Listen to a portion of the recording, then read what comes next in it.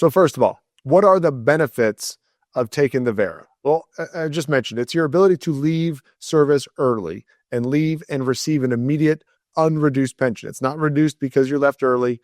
You're not leaving early and you got to defer it until age 62. You are going to collect it immediately. Now, it's potential that you could also receive that incentive payment with it, that VSIP with it. And that could be generally around $25,000 broken up into two different payments. Okay, that might not be the driving force. You might just want to leave, but at least it's a little bit of an incentive, a little bit of a bonus, if you will, for leaving, if you're already committed to doing so.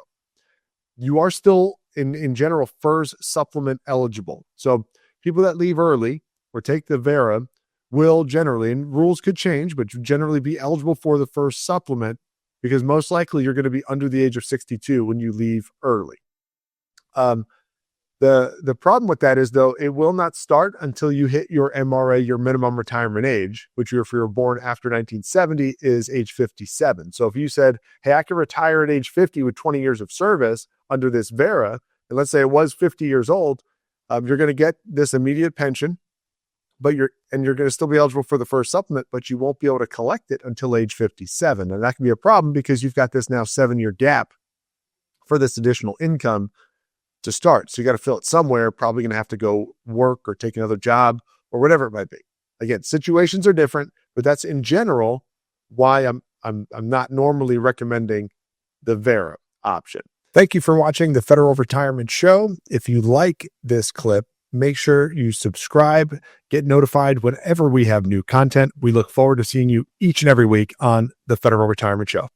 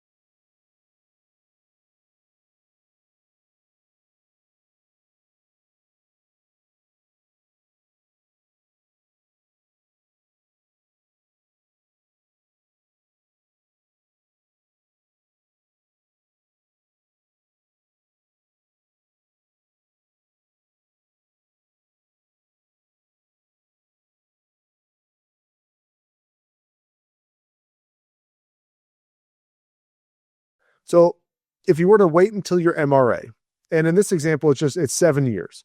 I can start collecting now at age 50 with 20, we'll just say it's 23 years of service, right? 23 years of service. Why? Because then I'd be first eligible at age 57 with 30 years of service, my MRA plus 30. So let's say it was age 50 with 23 years of service. I've offered this VERA. Let's run the numbers. Well, number one, I'm going to be based on my current high 3, okay? Current high 3 and current years of service. I'm going to collect an immediate pension, yes, but it's current high 3, current years of service. No first supplement until I'm 57. So I have to wait 7 years. If I wait until my MRA at 57, that's 7 more years of service that are added onto my service calculation or my pension calculation. And I'm going to be getting pay raises over the years. So my high 3 is going to be higher, hopefully significantly higher 7 years later. So those are 2 things that are going to directly impact your pension calculation. More years of service, more income, or more high 3, greater high 3 to go into that calculation. So that's number one. You do have to work 7 more years in this example to get there.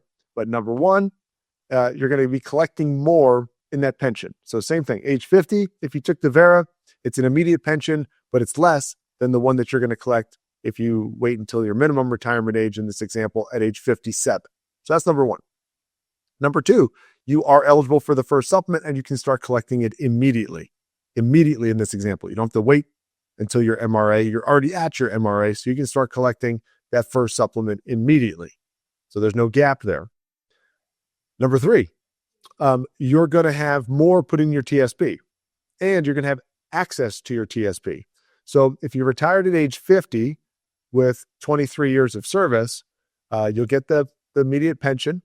You have to wait for your first supplement, and TSP you'll stop contributing to it, but you won't have any access to it until you're 59 and a half. Why? Because you didn't retire after age 55. So in order to have access to your TSP without penalty from the federal government, there's usually 2 things.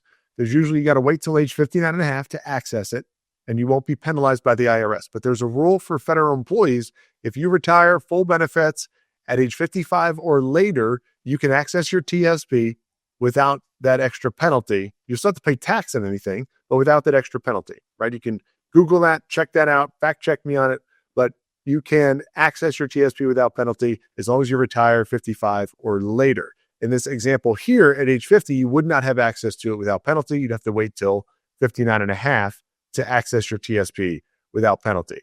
So not only will you have 7 more years of contributions, 7 more years of government matching money, and all the interest that you can be earning, hopefully it's positive interest over those 7 years, your TSP should be a lot greater. You'd have access to it right away if you need it. And that can be an immediate thing. You don't have to wait even longer to have access to it. So look at the positives here for waiting until you're first eligible for full retirement. And in this example, we're just looking at age 50 to age 57. All of these positives, all of these things that would benefit you. Greater pension calculation because you have more years, greater high 3, immediate access to the first supplement, immediate access to TSP, plus that TSP should be greater because you've got more years, more matching money, more time to earn interest. So those are the rationales and the reasons why I would say it's beneficial or more beneficial to wait until you're eligible for full retirement instead of taking the voluntary early retirement. Now, what are the cons in this? You've got to work 7 more years in this example, right? You'd have to work more. I'm not forcing you to do that, but if you're okay with your job and you can put up with it, I'd rather be putting more time into a job where I'm collecting or generating more for my pension. I'm going to actually increase your first supplement because you're going to be putting more into Social Security. Hopefully your Social Security benefit goes up too by working more years. The first supplement will increase, and now I'm putting more into TSP. So I'm keeping it all into the same system. Again, if you've got the dream job, if something else more beneficial occurs outside and it's worth it for you to take the VERA, then by all means go for it. But in general, these are the reasons why I wouldn't recommend it because of what I'm listing here. It's going to be greater benefit for you to wait. You're going to collect more in your pension, immediate access to the first supplement, which will probably be greater at that point, and TSP will be greater. You have access to it immediately. Now, the other situation that we could run into too is, well, why Why not just stop at your MRA? What about waiting until age 62? And I get that question a lot too. So this wasn't part really of this conversation that I had with this federal employee. We were really just talking about taking the VERA versus when they're first eligible. But I'll throw this in here as well because it's worth talking about. If you can do it, if you can wait until age 62. Now, let's say in this example, they were first eligible at 57. Now we're talking about waiting until 62, 5 more years. They may not want to wait 5 more years, but what are the benefits of doing so? Well, the first two things that I mentioned on the last slide are still the same. High 3 is going to go up, and it's more years of service. Great. But the other part of that pension calculation, you get a little bit of a 10% boost when it comes to the pension calculation because of being age 62 or older with at least 20 years of service. Your factor from the pension calculation goes from 1% to 1.1%, a little bit extra.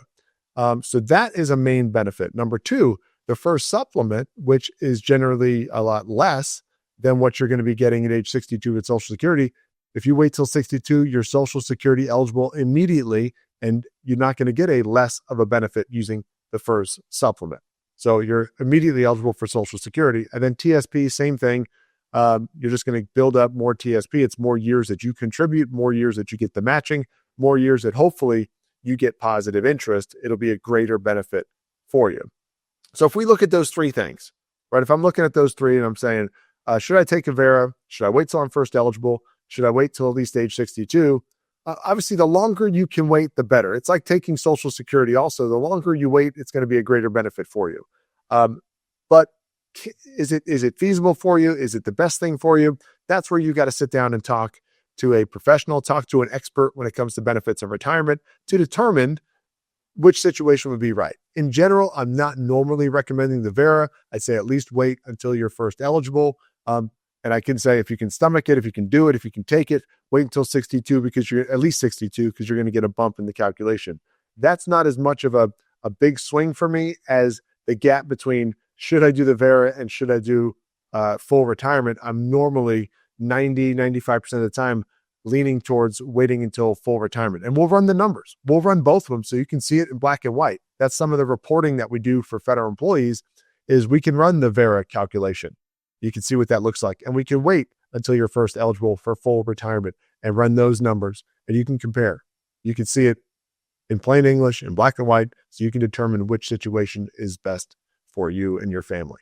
So that's the VERA pros and cons, right? I mean, in my opinion, I'm not normally recommending it, but everybody's situation is different. I will say that. This is not a blanket statement that this is what you should or shouldn't do, but it's important that you run the numbers, you know all the ins and outs, you know all the variables. So when the government does offer something like this, it might look enticing and it may be right for you, but you need to do your research before you do it. Because the last thing I'd want you to do is decide on it, start collecting money in retirement and be like, this is not what I wanted. This isn't what I thought it was going to be. Know everything ahead of time, be as educated as possible so you can make the best decision. As I mentioned earlier, if you like this content, subscribe, get notified when new episodes come out, and share this with your colleagues. They need this information too. View all of our other episodes. I said there's over 140 of them, a lot of information out there for you, the federal employee. And if you want more info, you want to go over your personal situation, you want to get your questions answered, reach out to us, federalretirementshow.com. Fill out the form. We will be in touch. Thank you again for taking the time out of your busy schedule and viewing our content. We look forward to seeing you on a future episode.